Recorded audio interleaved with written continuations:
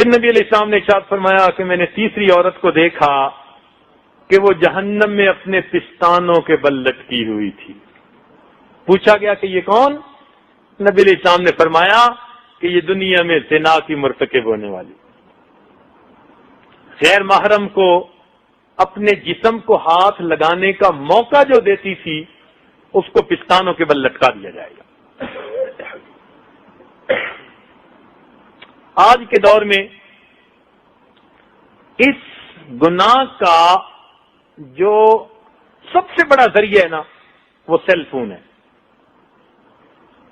اس گناہ کا اس وقت جو سب سے زیادہ، یعنی ایک زمانہ تھا کہ موسیقی اس کا ذریعہ تھا، پھر ایک زمانہ آ گیا کہ ٹی وی اس کا ذریعہ بن گیا، آج وہ زمانہ ہے کہ سیل فون اس کا ذریعہ ہے. شریفوں کے گھروں میں بچے، شریفوں کے گھروں میں بچیاں اس ہیل فون کی وجہ سے ناجائز تعلق میں گرفتار ہو جاتی.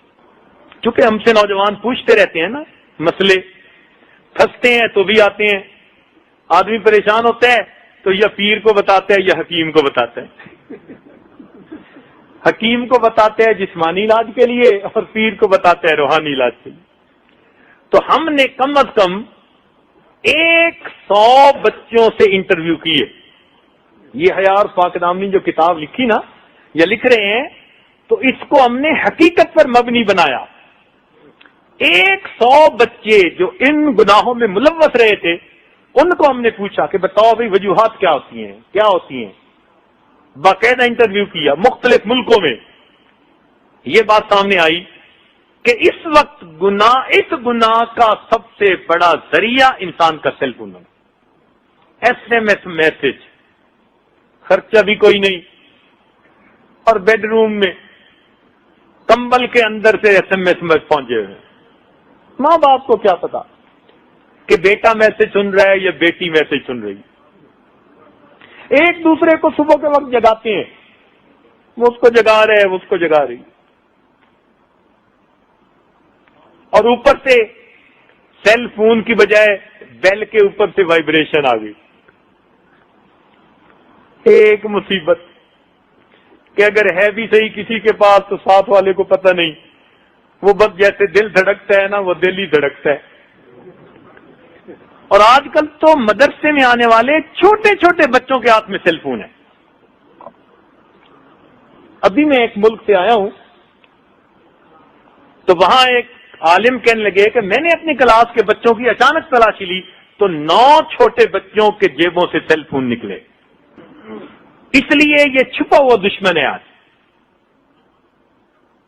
بہانے بڑے، ابو میں سکول میں ہوتی ہوں تو پھر بتانا پڑتا ہے میں کہاں پہ ہوں، کچھ ہو جاتا ہے، سب بہانے ہیں، سب جھوٹ ہے، مقصد کوئی اور ہوتا ہے. تو کوئی ضرورت نہیں نئے نئے ماڈل کے فون لے کے دینے کی.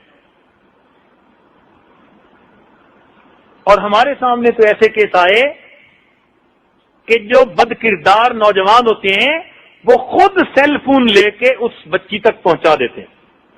ماں باپ کو پتہ ہی نہیں ہوتا کہ سیل فون ہے یا نہیں، اس کے ہاتھ میں پہنچا ہوا ہوتا ہے، بل بھی کوئی پے کر رہا ہوتا ہے. ہم نے کہا بھائی تم نے ایسی حرکت کیوں کی؟ کہنے لگے جی جہاں دل کی بات ہوتی ہے وہاں بل کی بات کیا ہوتی ہے. 2 مہینے پہلے ایک ملک کا سفر کر کے میں آیا.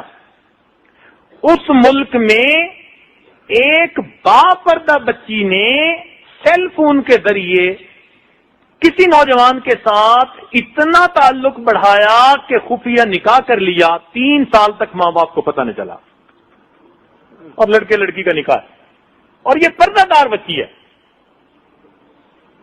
اور نیکوکار گھرانے کی بچی ہے. جب یہ واقعات پیش آنے لگے تو پھر سمجھنا چاہیے کہ یہ کس قدر خطرناک چیز ہے. اس لیے اس کو میں ہیل فون کہتا ہوں. یہ فون نہیں، یہ خون ہے، عزتوں کا خون ہے، پکی بات ہے. اس لیے اس کا دشمن بن جائیے اور اس کو بس مقصد کے لیے استعمال کیجیے، اپنے بزنس کے لیے.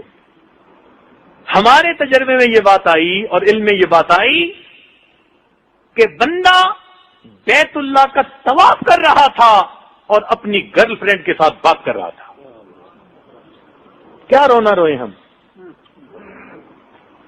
اس لیے اپنے گھروں میں سیل فون کا استعمال لمیٹڈ رکھیے.